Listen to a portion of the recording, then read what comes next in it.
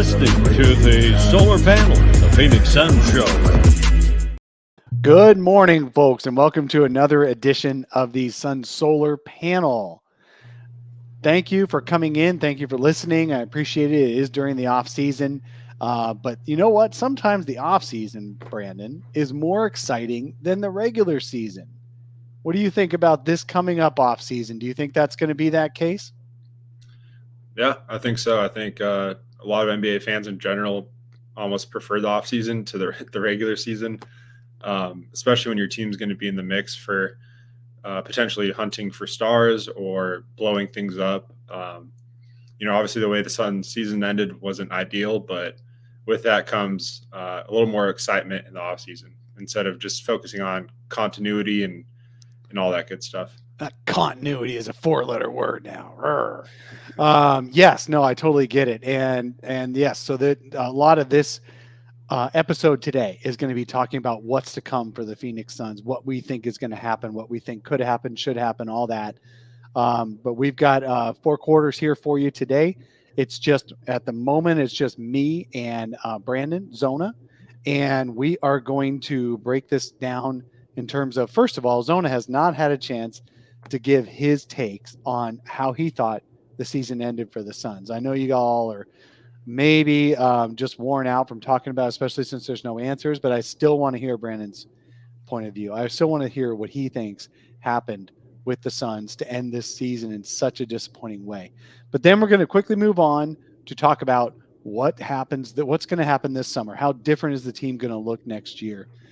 How much money is going to be committed in subsequent years, all that stuff. There's so much that can happen with this Suns team. Then we're going to do our true false section, and then we're going to make predictions. So this is going to be a great show. I'm really glad y'all are here. Those in the chat, thank you for being here, and we'll share your comments and questions as we go through. But first, before we go too far, I want to hear what do you think happened to the Phoenix Suns to lose 4 of their last 5 to the Dallas Mavericks? Yeah, I'll keep it quick because I know by this point, like you said, everyone's already kind of beat the dead horse with this topic. But yeah, it was just very un-Suns-like, embarrassing.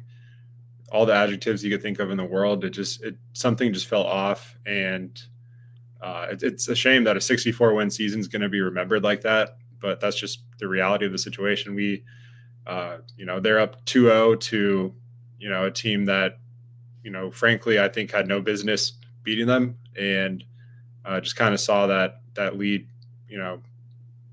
get picked at, and just kind of reminded me of the Bucks series, honestly, just that helpless feeling, just that sinking feeling. And, it's going to lead to big changes this offseason. So that's a one positive, I guess, to where if, maybe if they made the finals again and lost somehow, they might try to run it back. But now with losing that in that type of fashion, you have to do something. So I think big changes are coming, and hopefully Jones is as embarrassed as, Suns fans were. So I think some moves need to be made, whether it's, improving in certain areas or really just blowing things up. I'm all for it at this point. Just try to, take advantage of Chris Paul's possibly last season at winning a championship.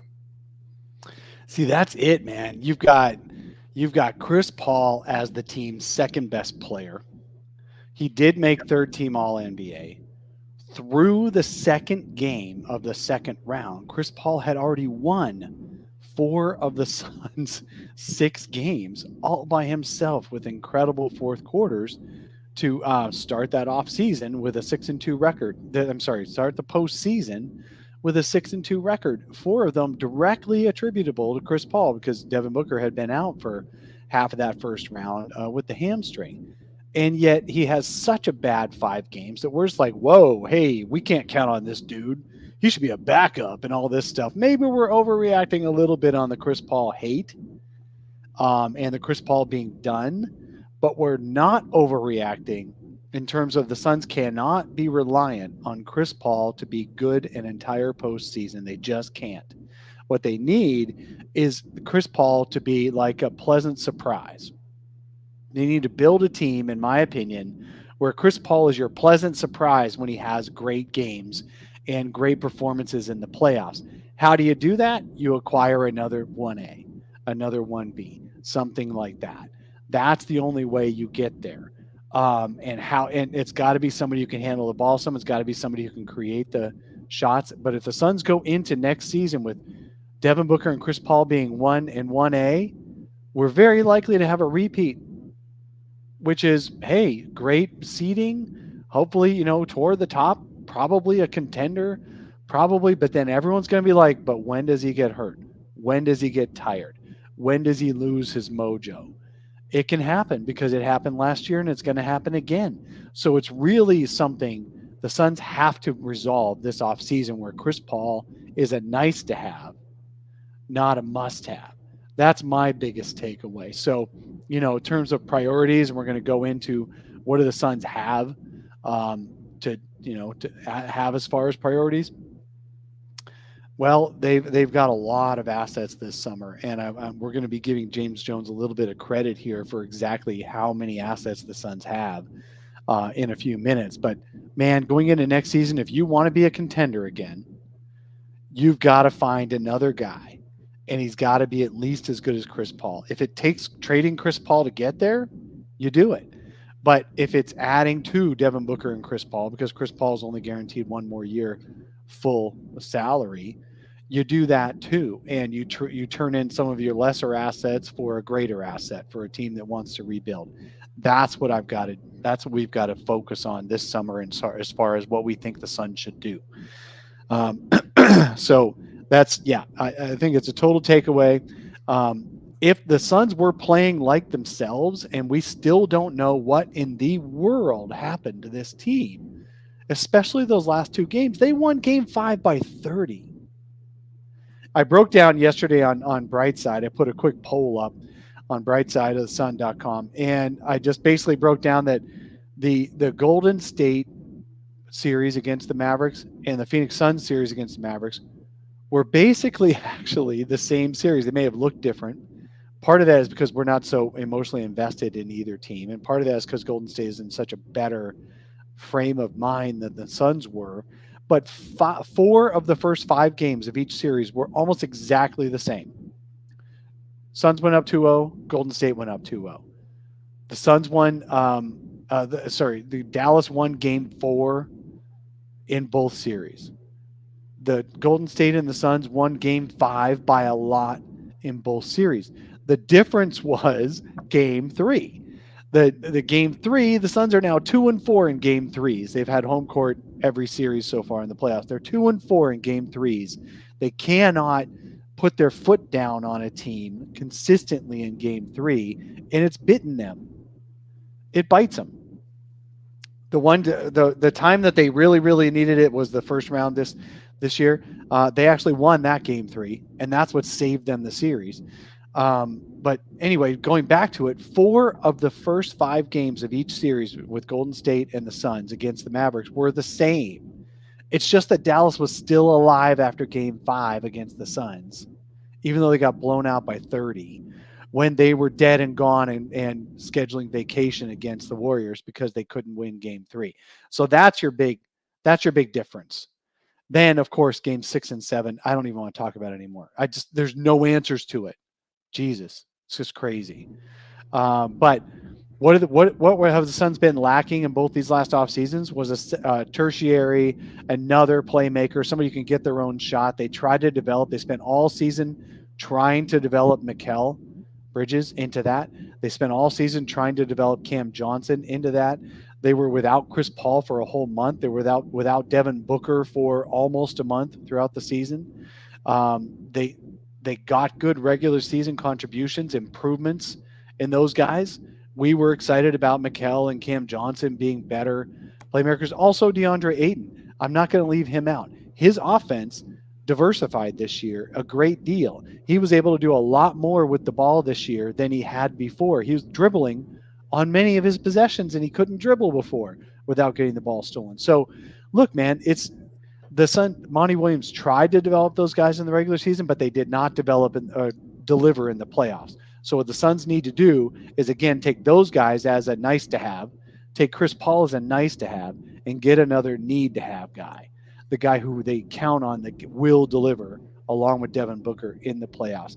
That's the big deal that is missing from this team and has been missing the last 2 playoffs. And now the Suns have to do something about it. Yeah, totally agree on Chris Paul. I think at this point, everyone can agree that this trade's been a massive success. They went to the NBA Finals. They won 64 games. But now with, his age and just, the workload just adding up, I think at this point you have to find someone to ease that workload off him. And that's why I was a big proponent of trading for someone like an Eric Gordon during this trade deadline, just so, everyone's like, oh, Eric Gordon's not going to be the difference between a championship. And that's not the thinking behind it. The thinking is that you get someone that takes that workload off Chris Paul and he's not exhausted in that, New Orleans series or, in the late stages of the Dallas series. It just gets you another option to just go get a bucket when you need it without having to really exhaust your. I just think the Suns have to shoot a lot higher than Eric Gordon. That's no, all. I know. I'm saying that was my goal. The in-season target this season, this offseason. But I think finding another shot creator or someone that can get to the rim, those are the 2 main keys I think you got to look at.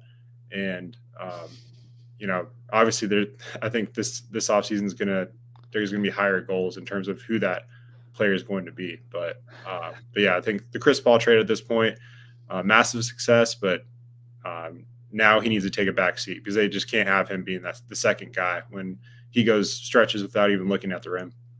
Or at least the middle seat in the front row. I mean, maybe not back seat, right? Like it's got to be able to be in the back seat when he's not feeling well, when he's not doing well.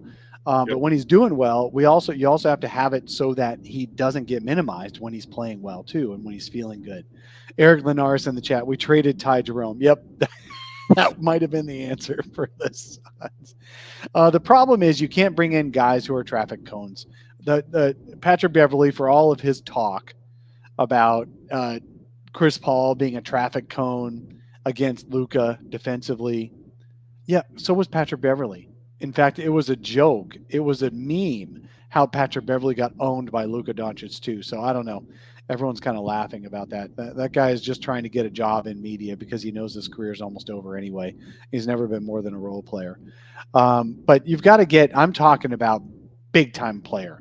I'm not talking another Chris Paul. They need another Chris Paul. They need another Devin Booker type. I agree that a midseason acquisition of Eric Gordon in retrospect might have been great, but you just don't know. Everything's a butterfly effect. You don't know what would have happened. The problem is with Eric Gordon, he takes somebody else's minutes. Landry Shamet certainly didn't deliver. Okay, fine. He could have taken all of Landry's and then some. I would have been totally happy with that. But at the time, I was excited about the development of Mikal Bridges and Cam Johnson on ball, and they would not have been able to develop, although in hindsight, they weren't able to use that in the playoffs to the Suns' advantage. So, yes, looking back on it, hindsight's 2020. James Jones addressed that in the offseason, actually, the week after the season ended. He said, look, I can't talk about what might have been, should have been. I can only talk about practical trade opportunities, and that was not a practical trade opportunity. That's all he said about it. So it could be that we're all assuming that the Rockets would have traded Eric Gordon if the Suns just would have picked up the phone. But it could also be that the Rockets didn't want to trade Eric Gordon for what the Suns could offer. And the Suns really at the time could only offer a first-round pick that was 2 years out. And even then, they probably wanted it to be lottery protected. So you're not giving away for a 35-year-old player who's had one really good shooting season. You don't want to necessarily give away, a good first-round pick in the future for a guy who's going to be a free agent and probably retire in the next couple of years. So Gilbert in the chat mentions Bradley Beal. Yeah, he might be good. I don't necessarily know that you want to acquire a point guard or a combo guard because he's going to need 30, 35 minutes himself. And maybe another position, maybe a front court, maybe wing, something like that. Somebody who can take some ball handling and shot creation without taking Chris Paul's starting position, because he's still third team all NBA. I mean, that's pretty darn good being considered by the voting media, one of the top 6 guards in the league this year, because each All NBA team is only 2 guards. So, one of the top 6 guards in this year. You probably don't make him a bench player yet. I think that's overreacting. But you definitely want to make it so that you're not needing him to score 10 straight points every single fourth quarter for you to get you the lead. Shout out to Booker, first team All NBA, well deserved. It's easy to hate on it like after that whole Dallas collapse, but it's a regular season award, and I think he more than deserved it. So just wanted to shout him out. Same with CP. Absolutely. He deserved it as well. As bad as the playoffs ended, you have to kind of separate those two things. Look, all those awards are regular season awards, and they were very well deserved. Absolutely. Devin Booker, first team All NBA, first All NBA selection period, and he gets first team. And it looks like a long career ahead of him on being All NBA and All Star and all that. He has arrived. And a lot of players want to play with a guy like that, and that's a great sign. You don't want to be just a dude who nobody wants to play with, or nobody goes out of their way to play with. Like Chris Paul went out of his way to play with Devin Booker on purpose because it was Devin Booker, and that was before he made All NBA. So that's another thing that Chris Paul has done, is he has allowed Devin Booker to win enough games as being a secondary leader, to win enough games to make these All NBA teams and All Stars and all that. He didn't get all that straight out without Chris Paul and without winning all the games that they won. So we got to give our props to Chris Paul. We got to give our props to Devin Booker. Give our props to Monty Williams. Yes, he's got to learn as a playoff coach. He's got to get better as a playoff coach. This is really only his 3rd playoffs of his career. So he's not going to be a guy who already has all the tricks and knows all the tricks. Hopefully he'll grow. He definitely grew into a better coach, regular season coach for sure, and he helped get the Suns to the finals in his first playoffs after taking a 6-year hiatus. So maybe you don't throw Monty out either. I know there's some talk. There's some talk in the Brightside comments section about Monty needs to go. And I'm like, you might be a little early on that. And their only example is, well, Dwayne Casey won Coach of the Year a few years ago and was fired because of a bad playoffs. Well, yeah, but that was like his 4th of 5 straight bad playoffs or something like that. Like they only had one good playoff, and they got swept the only time they got to the conference finals. That's not Monty Williams' experience. He's had 1 bad playoffs out of 2, but he had a great playoffs, and they should balance each other out. And obviously he's going to get him another chance. Maybe if they flame out in another year or another 2 years, that's when you move on. But you don't move on from him yet. He won Coach of the Year. You got to honor that kind of stuff. Yeah, like getting rid of Monty talk is crazy and premature. This has been a 2-year stretch, like one of the best 2-year stretches of Phoenix Suns history. So let's just relax a little bit. You said, if it's a regular occurring thing where it's like, next postseason, the same issue happens, and then I think it could be a discussion, but there's no way at this point. Yeah. Okay. So Monty's coming back. He is not the guy you're going to replace. Devin Booker, Chris Paul, the only way you'd trade him is if you're getting someone even better than a 3rd team All NBA player. So Chris Paul's coming back. So let's talk about who's not coming back. Mikal Bridges. What's your take? For you, Brandon, what's the likelihood that Mikal Bridges comes back next year on a scale of 0 to 100? 99. I just don't see them moving him. I think he's a James Jones guy. Obviously, a little bit of a disappointing playoff, run for him offensively. There's still a lot of work to do on that side of the floor, but I think he's still the perfect and ideal wing that you want next to Booker. Just as a complementary player, I think he's a winner, and I would hate to see him go. So I do not recommend trading Mikal Bridges. But, the only way that's going to happen is if it's a blockbuster where we're talking about some of the best players in the world, like a Kevin Durant. That could change the discussion, but I would not trade Mikal. I think he's someone that I would love to see as a Sun for life. Yep. Sawbuck says 100% on a scale of 1 to 100. Yeah, exactly. So that's Mikal coming back. So let's go through the guys who are under contract here. Let me pull up my handy dandy spreadsheet. Okay, so you've got Devin Booker. Let's just go through them real quick. Devin Booker, scale of 0 to 100. What's the chances he's coming back? 100. 100. Not even a question. Yeah, exactly. Mikal Bridges, 99. I agree with you. The only reason Mikal Bridges gets traded is if you get one of the top 5 players in the entire NBA. That's it. Yep. And that would still be tough to swallow, but I would swallow that. Oh, hey, that came across wrong. But anyway, yes, I would be able to live with that if you're getting a top 5 NBA player. If Giannis is coming to Phoenix, I would trade Mikal Bridges in the package. Okay, chances Chris Paul is coming back on a 0 to 100. What do you think there? I still think it's very likely. I'm going to go with a 90 on that one. It's just tough to see him, not only him getting moved, but a team trading, for his contract at this point. So I'm going to go with a 90. All right. I forgot to post the question here. So you've got, we got a couple of votes on Book.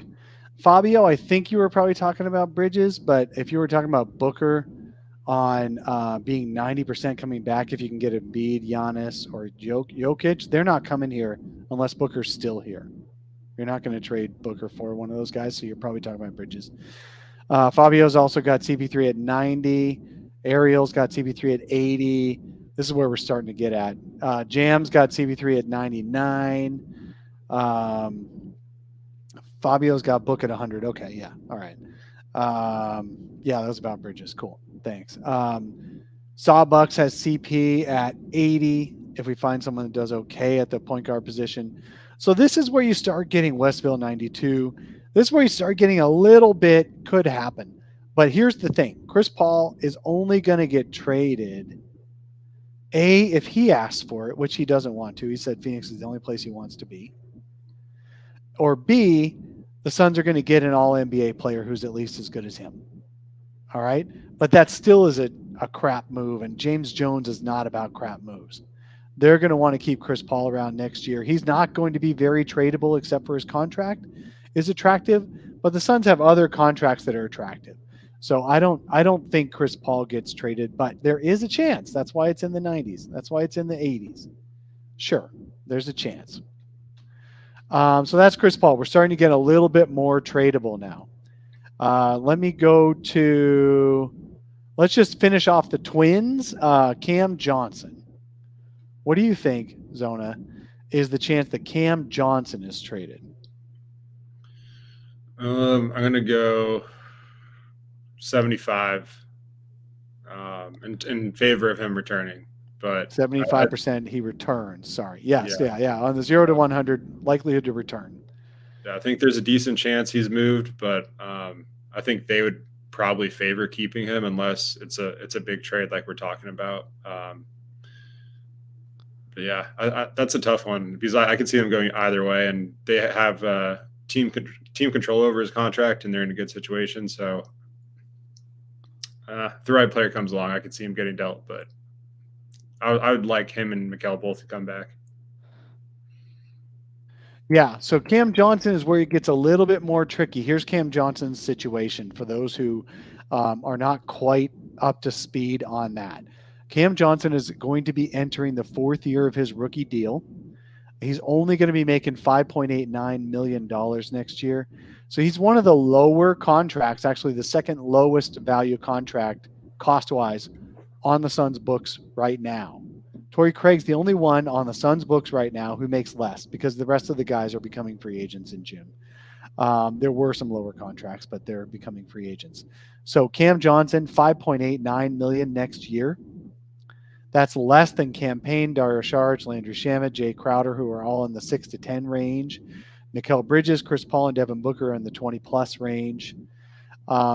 So Cam Johnson, if he's going to be included in a package, in a trade package this offseason, let me finish the thought first. So he's entering his 4th year. Just like last year with Mikal Bridges and DeAndre Ayton, You can sign him to an extension on his rookie deal. The way he played this last year, he scored 12 points per game. He comes off the bench. He was one of the better 3-point shooters in the league, but he didn't really establish himself as a true guy yet. And the playoffs do count when it comes to next contracts, even though they don't count for end of season awards. Cam Johnson did finish third in the sixth man of the year voting. But in the playoffs, he didn't really step all the way up. I would expect his next contract, his contract extension, to be in the $15 million a year range, which is I think a good deal. If he holds out for more, then he's expecting a huge fourth year. I don't know what his camp is going to do on that. We don't know what his camp is going to do on that, but I think 15 a year is a pretty reasonable for him. Does that make him tradable? What'd you say? I was going to say his camp will probably send the Knicks game highlight tape to James Jones and be like, "Are you sure?" That's one game. Yeah, I know. That game was awesome. That was awesome. That was probably my favorite game of the season. And he also missed a month after that game. He was never the same after that. Randall, I think, was it the knee to the thigh? Well, the thing is, the also what we need to consider with Cam Johnson is he has not been 100% available in his career, like Mikal Bridges has. So I don't think you give him as much as Bridges for sure. I think he's around 15. Mm-hmm. So setting all that up, he's got to be signed to an extension. And he's got 1 year, cheap year left. The only reason he would be included in a trade is if the receiving team is sending out a really great player and they want a guy they can plug right away who has a long career ahead of him because he's still just 26 years old, for sure. So Cam is great, but not that great. So I'd put his chances of return in the 75 range, like Westville. Westville has him in the 75 range. Cam J is an easier skill to replace.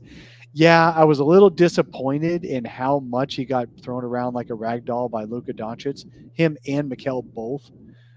He just was able to bully them in ways that he couldn't bully the Warriors defenders who were single covering him, and some of that is scheme. Like Monty really put our guys on an island that the Warriors did not, but that's scheme. That's something you learn in the offseason. You come back better next year.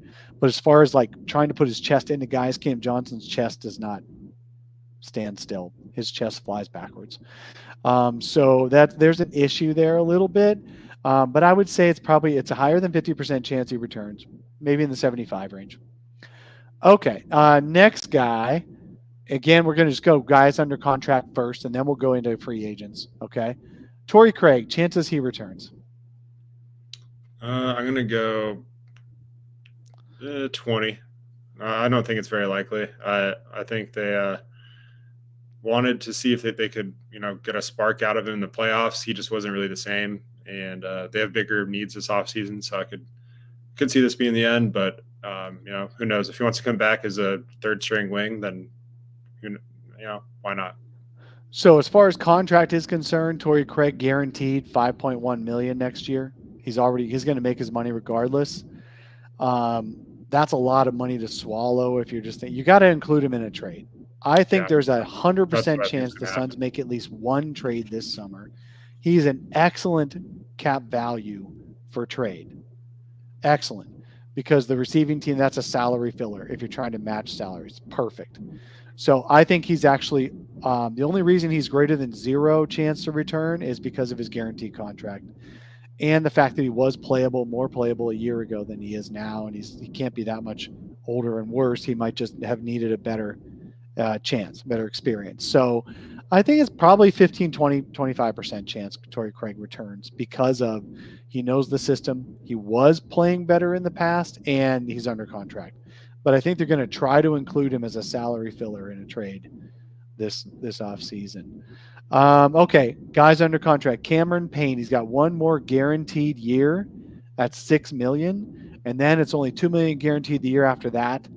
$6.5 million on a full contract, but only $2 million guaranteed. So he's basically an expiring. Cam Payne, what do you think are the chances Cam Payne returns? This one's tough because obviously, the contract's pretty team friendly, but he also fell off a cliff there towards the end of the season. I'm going to go 50-50, but I would probably lean towards him being gone if it wasn't for the contract. And it also depends on what else they do with their roster. If they find another shot creator, make a big move, then he could be just a cheap bench piece to kind of fill out that depth. So, I'm going to go 50-50 on that one. So Jam's got 80% chance he comes back. I think, I hope I'm not being inconsistent in my scoring, but coming back, that's the percent we're looking for. And I think Jam's got him at 80% coming back. Sawbuck's 100 and he needs to prove himself. Fabio has him at 50. Dean's got him at 40. So I don't know. I think you guys are probably right. I mean, there's no reason to trade campaign. He's a good guy coming off the bench. He's got great vibes with the team. He's really close with the guys. And I think James Jones really values that. He had a really bad year this year. I think what happened was when he first came back in the league, he just wanted to do anything he could to do well and stay on the court. When he signed his contract that was the biggest of his career, he suddenly felt like he needed to be better than that. When all the Suns really wanted was for him to be that. And I think he tried too hard and he put too much pressure on himself, and hopefully he'll get in the right headspace and get back to the old campaign, or the nouveau old campaign, however you call it. But we want the 2020, 2021 campaign. That's who we want. And I think he's probably going to come back because he's on a reasonable contract. And I'm not sure other teams, unless it's a salary filler. Again, he's a great, almost expiring salary filler. That's why you might have a lot of those. So yeah. That's so one I thing think he's 50-50. That is a great build. I think you guys are starting to see a pattern here. After you get past Book and Bridges, you basically got a whole team full of tradable, almost expiring contracts. So let's do the only one who's a little less expiring than the others is Landry Shamet. He makes guaranteed $9.25 million this coming year because he had signed an extension last year, and then $10.25 next year, the year after. But then the following years are non-guaranteed. So he's basically a 2-year contract. But for $10 million a year, that is about as perfect a tradable salary as you can find. And he's a rotation player. And the worse the team is, the more minutes he's going to get. So if you're trading him in a salary filling trade to a team that's rebuilding or kind of like on the outskirts of the playoffs or whatever it is, they can talk themselves into 24-year-old Landry Shamet as a good building block going forward. 4 teams already have thought that. Why not a 5th team? So I think he's pretty good to be on the trade block, although Monty Williams loves him and tried to develop him as an on-ball guy, and James Jones loves him. So I'm not really sure. So on Shamet, Sawbucks, 100 on Shamet coming back, and I'm crying right now. That's hilarious. Fabio has him at 50%. Eric Linares is to keep. Bailey Lyons, depends if Monty's daughter still needs to get married. 51% for Dean St. Louis. I think I'm in the 51% range. I think he's going to be, again, perfect salary filler, salary matching for a big contract to come back for a number of smaller contracts for the Suns. $9.5 million is absolutely perfect, and it's only 2-year guarantee. However, if the Suns don't end up making that big mini for one trade to get that 3rd star, then he's going to stay because these guys love him. They're not just going to dump him. They're not going to dump him for a 1st-round pick like New Jersey Nets did for the 29th pick last year. The Suns are not going to do that, but they would include him in a big contract. Yeah. Okay. I mean, and as Jam says, we have to have somebody on the bench. It's true. Yeah, and Monty Williams just loves him like a little too much. I mean, including him in the young core talk at the end of the season and not Ayton was a little bit crazy to me. But yeah, like you said, very tradable contract. So we're going to get to Ayton in a couple of minutes, but that was very telling to me. And we need to let's go through Shamet curse too. Just losing Game 7 of the 2nd round, every team he's been on for 4 straight years. So. What? Yep. How did I not pick up on this? Yeah, there's a graphic I saw the other day that just showed, I think, Clippers, Nets. Who's the team he was on before the Nets? Philly. Oh, yeah. No, Well, you no, got going backwards. It's Nets, Clippers, Philly. Yeah. Yeah, that's right. So, yeah, second round, game 7. No way. Straight years. So, And it's a different team every year. yep. So I think we just need to trade him. Get rid of the curse now. Oh, okay. Now it's 100% that they trade him. 0%. No, they love him. For some reason, they love him. I don't know. Yeah. Okay, let's finish off the other expirings. You got Jay Crowder expiring at $10.18 million, and you have Dario Saric expiring at $9.24 million. Again, under contract for another year, but after that, they're free. So for a team that wants to rebuild, that's only 1 year worth of contracts, and you have to have at least 1 year of contract to actually execute a trade. So let's do Jay first. What are the percentage he stays out of 100? I'm going to go 40, actually. I have a feeling he's probably one of the most easily tradable pieces they have on this roster, and especially since it's an expiring deal. And if they trade with a team that's still trying to compete, he's just someone that could come in and fill a role. So it would not shock me at all if they trade Jay Crowder. But yeah, we'll see. Bailey Lyons, Jay stays unless we can trade for a superstar. Jam has him at 35. Sawbucks has him at 100. But leaving after next year. Dean St. Louis at 65. Long John Silver at 70. Fabio 45. Nacho Man 100. Hello just says he's trading everybody. Absolutely. I think the Suns are going to try to aggregate these $5 to $10 million salaries into a bigger contract. Absolutely. For sure. I definitely think the Suns are going to try for that. The question is whether you can actually execute it and get it done. They're not dumping guys for lesser guys. They're going to be aggregating for a bigger guy is what I think. Okay. And then Dario, real quick, what are the chances Dario comes back? I'll say 70%, just because I'm not sure too many teams are going to be looking to trade for him. His value is probably at an all-time low. So unless they're just trying to get an expiring deal to match salaries, that's the only way I really see him getting traded. But it seems like the front office loves him too. So I could see him coming back. Yeah. I mean, he's $9 million next year. Again, perfect trade value. So they have 3 guys making $9 to $10 million. Yeah. And then another 3 guys making 5 to 6. I'm sorry, what? I was just going to say at least one of Jay, Landry, or Dario are going to get traded 100%. And Yeah. probably 2 of them if they're trying to pair them. There's a lot of tradable contracts. Yeah, so James Jones values continuity unless he can get a superstar. So we'll just see. There could be all of them traded in one trade, but he's not going to make a series of trades to get worse. He's just not going to do that, or younger. Suns are as young as he needs to be. He wants them to be. So it would only be if you see those guys traded, it's for somebody you hopefully will like better than those guys. Yeah. Right. Dario's like a second round pick. You put him in because you need to. Hello says, yeah, that kind of thing. So they'll be included for salary matching for somebody if they're traded at all. And I think the Suns are actively going to try. So now let's go to the big name. Drum roll. Deandre Ayton.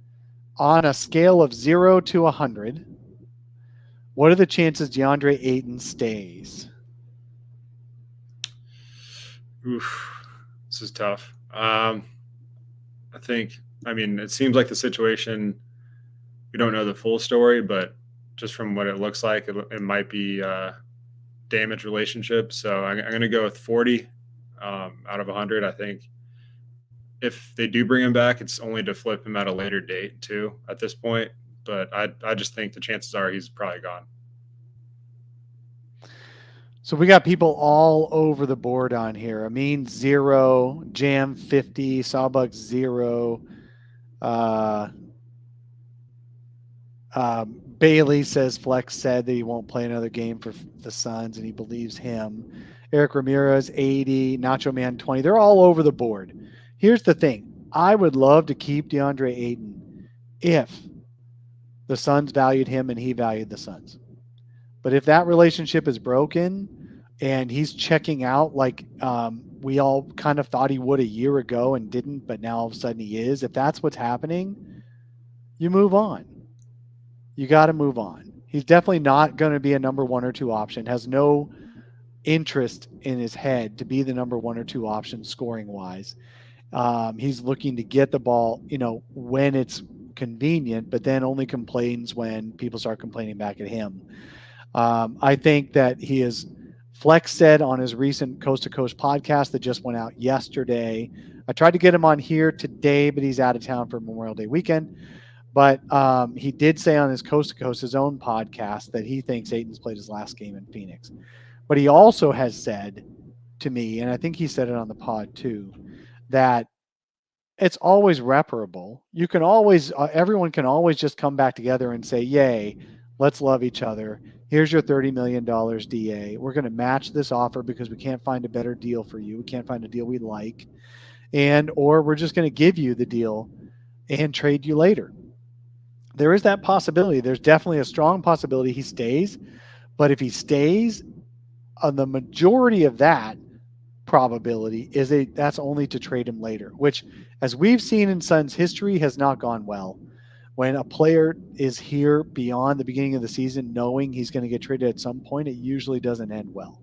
So I think James Jones is going to figure out how to move him.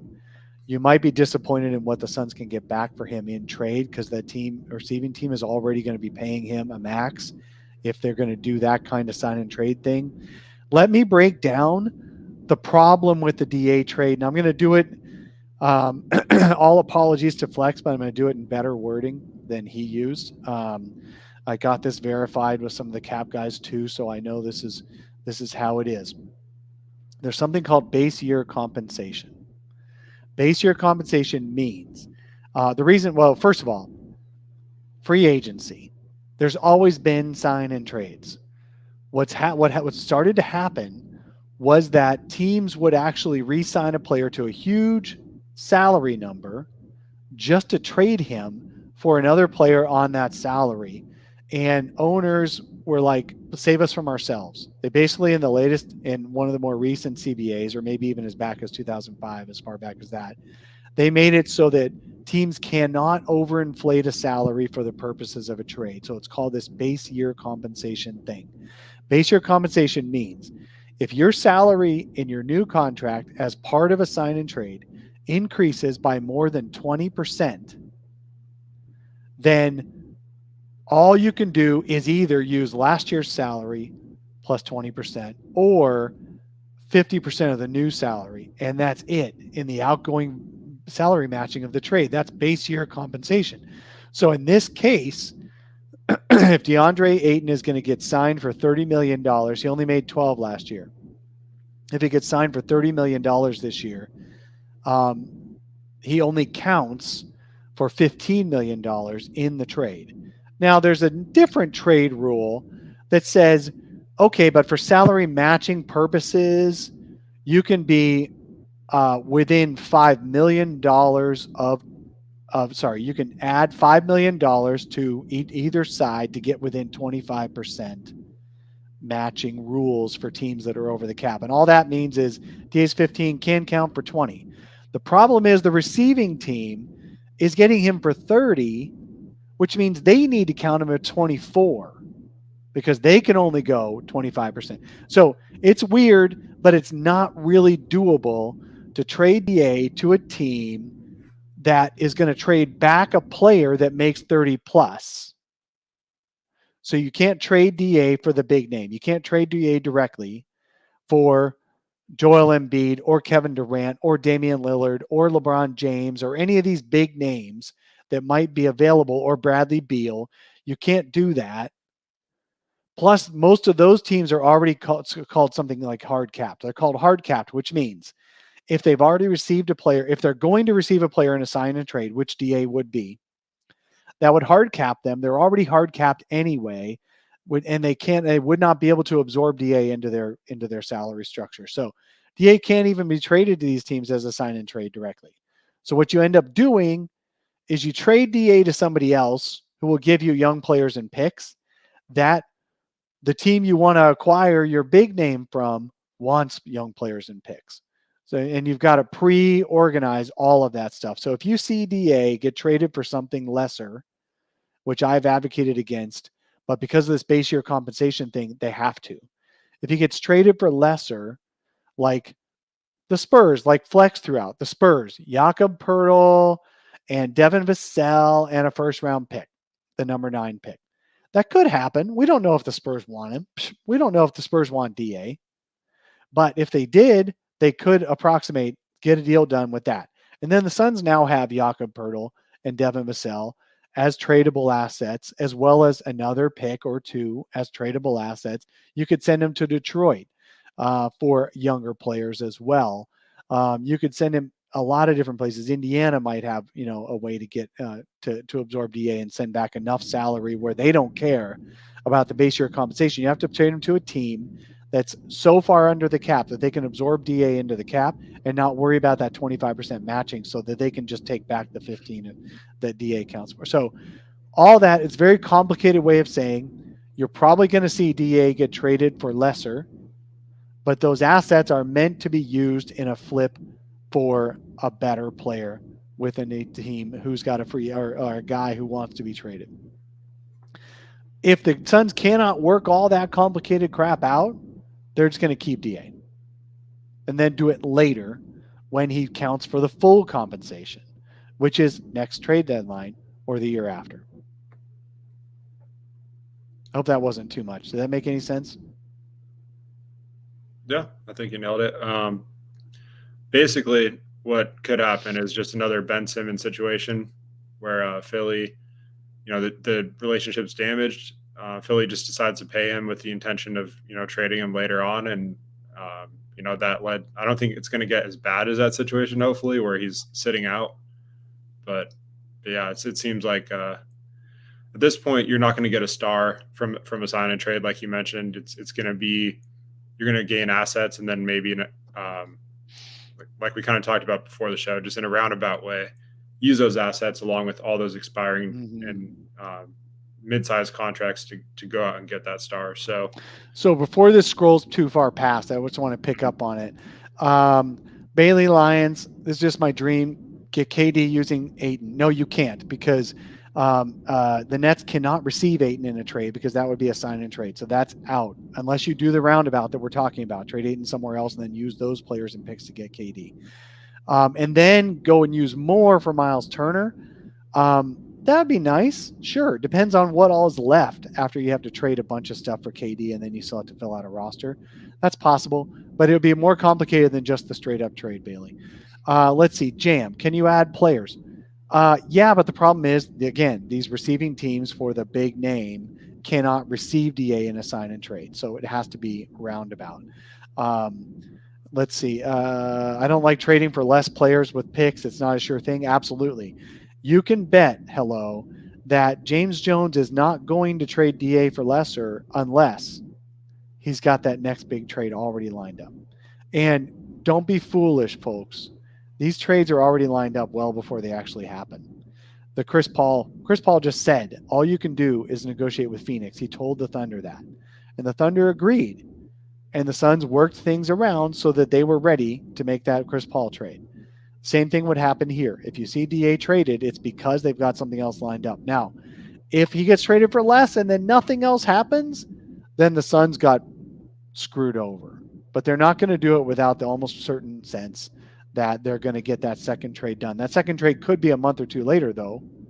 It could even be, unfortunately, the next trade deadline or something like that if the team with the big name player backs off for a little bit. But I'll tell you what, in New Jersey, I say New Jersey, it's really Brooklyn. In Brooklyn, if they're not going to re-sign Kyrie Irving and all you've got is Ben Simmons as your sidekick, if you're KD, you've already jumped ship on the Thunder when Russell Westbrook was at the height of his powers. You already jumped ship on the Warriors when Steph and them were at the height of their powers. Don't for a second believe that Kevin Durant wants to stay in Brooklyn to play next to Ben Simmons. He did not sign on to Brooklyn to play next to Ben Simmons and nobody else. If the Nets won't re-sign Kyrie, you know Kevin Durant's leaving. LeBron, let's talk about him for a second. LeBron, Who did the Lakers just sign as their head coach last night? Darvin Ham, assistant coach of the Milwaukee Bucks. You think there's a chance in hell the Lakers are looking to contend next year, or do you think they're going to try to retool? Darvin Ham is not the guy who's going to win you a championship. LeBron James has only 2 years left, maybe 3 years left in the NBA. He doesn't want a rookie head coach trying to help him get to the finals, although he did that with Tyronn Lue. So maybe I'm overstating it. Tyronn Lue had never coached before and still winning a championship.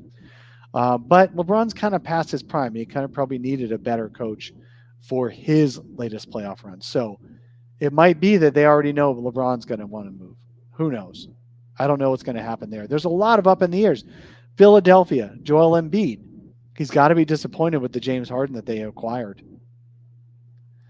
And I'm assuming he's going to be trying to figure out a way to have a better team. And if he doesn't believe Philadelphia will do it, then what's he going to do? He might insist on a trade. We've got big names who might insist on trades this offseason. So we need to see what the Suns are going to do. But they already went after Chris Paul. I think there's a really good chance they're going to go after one of these guys hard. And these guys all love playing with Devin Booker. As much as you may question Devin Booker's influence, he's got a hell of a lot of influence in this league with the best players. Yeah, and there's potential for this to be one of the all-time off seasons in terms of stars moving and things happening that maybe you didn't see coming. You already mentioned a ton of big names, and we haven't even talked about Utah yet. Like, there's a very good chance they could blow things up there with Gobert and Donovan Mitchell. Damian Lillard in Portland could be gone. They just hired Mike Schmitz as an assistant GM, notable draft guy that he's going to want to go young. Good point. Yeah, so I think there's a lot that's it's going to be like dominoes dropping. Yeah, I didn't even mention Dame. He's another big one that could be moving. Yep. And, of course, Brad Beal. That's a good point. KD, LeBron, obviously there's stuff that could happen there. And, if Kyrie wants to go somewhere else, like there's just so many things that could happen. Yeah. The Knicks could be players that have a lot of contracts they could flip. And Julius Randle is another name that Sam Cooper mentioned for the Suns, which I love you, Sam, but no thanks. Pascal Siakam is another name that's been kind of loosely tied to the Suns. I think that'd be an awesome fit, but only as an addition. He's not that 1A that's going to take over. I mean, he can take off. He can take over some creation responsibility from Chris Paul, but I'm not sure he would be like a consolation prize for the Suns if all the other big names fall through. I think the Suns are really going to really go for it this summer. Yeah. We got a couple of comments I want to make. Let's see. I want to share it with you. Hello remembers when Marcus Morris said he'd go to the Spurs, and then Spurs made trade to sign him, and then Morris backs out. I think that was the Knicks. But anyway, yeah, that was weird. But this isn't Marcus Morris we're talking about. Trust me, guys. The Suns are not targeting Marcus Morris. Ted Lubin asked if the Suns played badly because of the Sarver allegations. Man, they went on an 18-game win streak when it first came out. I don't think they give a crap about the Sarver allegations. They're just trying to play games. That wouldn't have had any impact, I don't think. I haven't heard anything. If it comes out later to be true, great. But no, if those become verified, I don't think that would have affected Game 6 or 7. Let's see.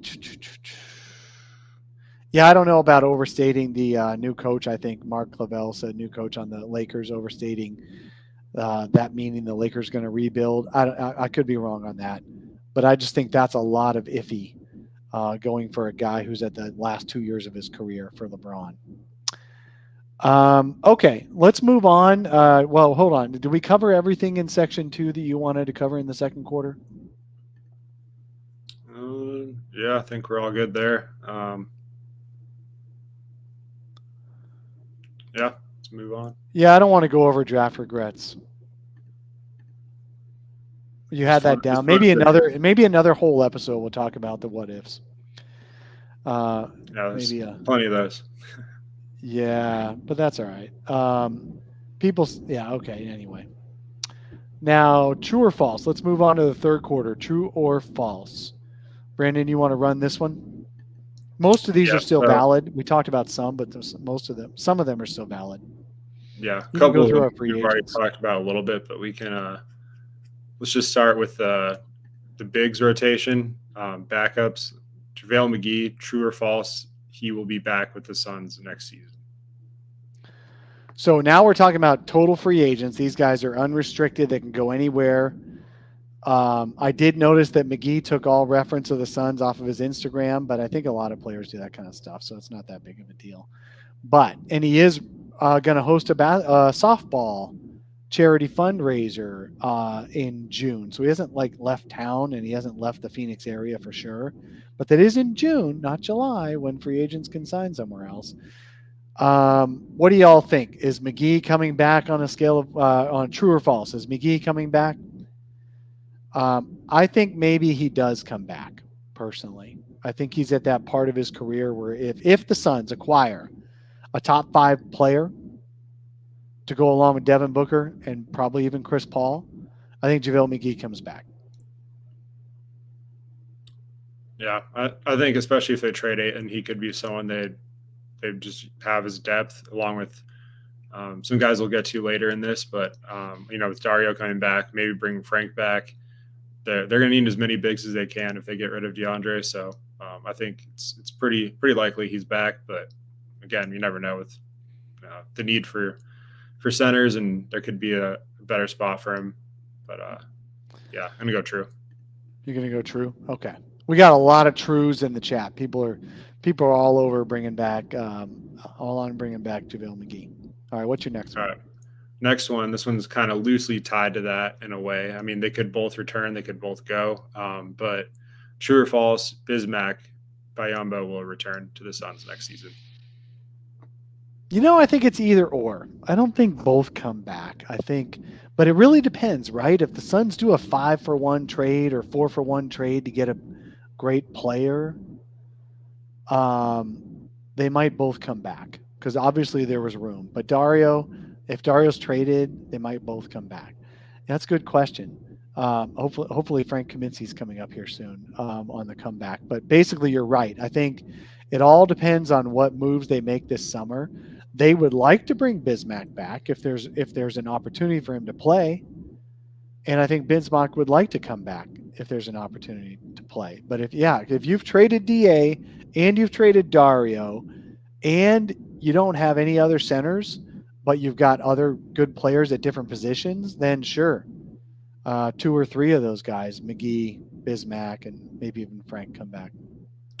Yeah, I'll say false. I think it only makes sense to bring back one of JaVale or Bismack just in terms of what James Jones typically likes in a big. It seems like he wants more guys that can dribble, pass, shoot, make decisions at the top of the key, go with a 5-out offense. And Bismack doesn't really fit that. I think he could switch a little better than JaVale, but having both those guys, if DeAndre is gone and they really need depth, there's a chance they could, but I think it's going to be one of those either or situations with those guys.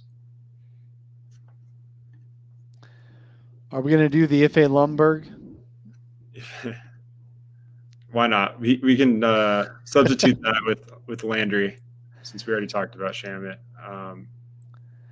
All right, true, false. Ife Lumberg is on the team next year. What do you think? They can still sign him to a 2-way, correct? Sure. Yeah. So, yeah, I'll go true. Why not? I think they brought him over here. He'll be back on a 2-way, and it won't really, him and Ish. He's still hanging out with the team. He's still in town. He just can't be active for games because he wasn't on the playoff roster because he didn't have a real contract. But I bet you he's in. The Suns will have a summer league entry. Yeah, he'll be on the summer league team, I think.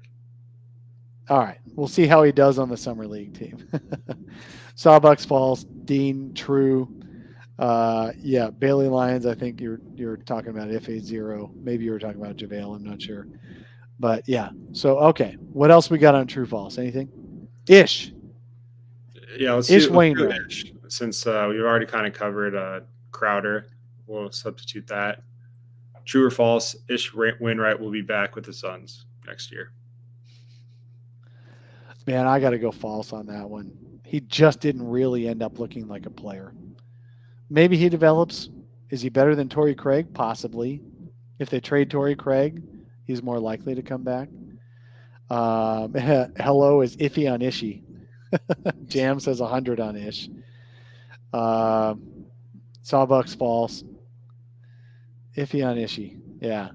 So we don't know. We don't know about the end of the bench guys. This is just conjecture at this point. It all depends on what trades the Suns make. I think the Suns are going to include at least 4 players in trade this summer from their current rotation. Yeah. And then we'll see what else happens after. There's going to be moves made for sure. So, I mean, it's just a matter of who gets traded and what type of move they make. Yeah. Well, I don't know. There's a lot of routes they can go. So I'm excited, even though, the season ended the way it did. It's going to lead to this type of offseason. So I'm all for all the chaos in the world, bring it. Yeah. Yeah. I think, again, the only guaranteeds coming back, Monty Williams, Devin Booker, and almost guaranteed would be Mikal and Chris Paul. Yeah. I think the only way, like we said earlier, that Mikal is traded is if, a superstar is coming to Phoenix. Otherwise, you'd have a lot of upset Suns fans. So I don't think you should trade him for someone like that's in that mid tier. That's not really going to move the needle. If you're trading Mikal, it has to be, game changer. Right. Exactly. All right. So my bold prediction, we're going to wrap this thing up. My bold prediction was that at least 4 players are included in trades by, I'm going to say, the first week of July. So between the draft and the opening week of free agency, of course, July 6th is the first time trades can be finalized, but you can certainly announce them or leak them before that. But I think Hello says trade CP for DeJounte Murray. Yeah. There's no way the Spurs want that. Murray would be awesome. Yeah, he would. But you just don't get handed those guys. So I would not be surprised if Murray was passing to Ayton next year in San Antonio. Oh man, that's the thing. You look at these teams that Ayton could be traded to, and almost every one of them would get better with Ayton. That's why I didn't want him traded. But if his relationship's broken, it's broken. And if the Suns want to get a top 5 overall or top 8 or whatever it is overall NBA player, he's kind of the guy you have to sacrifice to get there probably. So, but if you're going to go for Pascal Siakam, you can get Pascal while keeping DA. So I think if you end up with Pascal, you also end up keeping DA. I disagree. The only reason I think DA you get Pascal keeping DA. Unless you're trading Mikal, I don't think you'd get Pascal without trading DA. In a roundabout way, they'd have to do it unless Mikal Bridges. You don't think DA and Pascal could be in the same lineup with CP and Book, or would be in Mikal? I think it could work, but I just don't think you have the assets for that. That's what I mean. You don't think they could swing it? Yeah, I don't know. It depends on what Toronto wants to do. Cam Johnson and fillers, that's not enough for Pascal. Yeah, probably true. NBA. Probably true. You'd have to include Mikal if you don't do DA. Yeah. Which at that point, you might as well just keep Mikal and DA because those guys got you to the finals. Pascal got to the finals too, but he wasn't a prime player until after that. Okay, what's your bold prediction?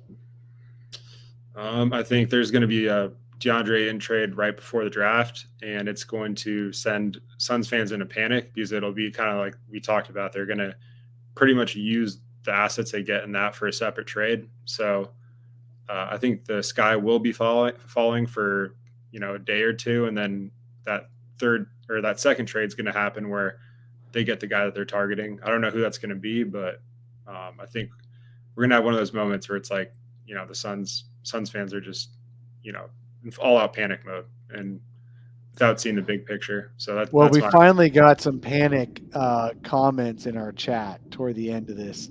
Took an hour. I appreciate y'all holding back for the whole hour, but wow, Big Warthog, Monty is Mike D'Antoni part 2. I think that's a good then bad thing. And then HW, time to trade Booker. That's not happening. Booker's going to get that $200 million extension the second he's allowed to get it offered to him. But that's the state that the Suns have left us in, being worried about the future. So those are your big takes. I appreciate your bold predictions. If those come true, we'll come back and we'll give you credit for those things. And thank you all for joining us today. Brandon, tell us where we can find you. Yeah, at zonahoops_ on Twitter, brightsideofthesun.com and zonahoops.com. All right. I am Dave King. You can find me at Dave King NBA on Twitter. You can find my work at brightsideofthesun.com, my written work if you guys like to read, and of course these podcasts. So thank you all so much for joining us on today's Sun Solar Panel. If you're listening to this on the podcast apps, please remember to rate, subscribe, at least subscribe, and then review it. Leave us a review. We haven't gotten one in a little while. We got a bunch of really good ones in the past, but I haven't asked for any lately. So let's get some new reviews out there if you haven't left one already, and definitely make sure you're subscribed on the pod, on the audio. If you're watching on YouTube, we do have extra shows that are on the audio, so you might as well have that subscribed. And if you're listening on the audio itself and it got shared with you, go ahead and subscribe and tell your friends about us too. We're not going anywhere. We're going to be here all summer, all off season. We're going to talk about what's going to happen with this Suns. My final bold prediction is the Suns are still going to be predicted to finish first or second in the West next year because of the moves they make this offseason. And we're going to have another good season to look forward to. I have one more too. I'll do one more bold prediction. Kevin Durant to Phoenix. Why not? Oh, here we go. Kevin Durant to Phoenix. All right. Big book activated. I think, why not? Just throw it out there. They won a gold together. That means JaVale has to come back too. So we got basically the American gold medal team in Phoenix. All right, man. Good job. Thank you so much. Thank you, everybody who joined us today in the chat. Thank you, everyone who's listening right now. Again, make sure you subscribe on YouTube if you're here. If you're on the audio, subscribe there too. We love you. We'll talk to you all again next time.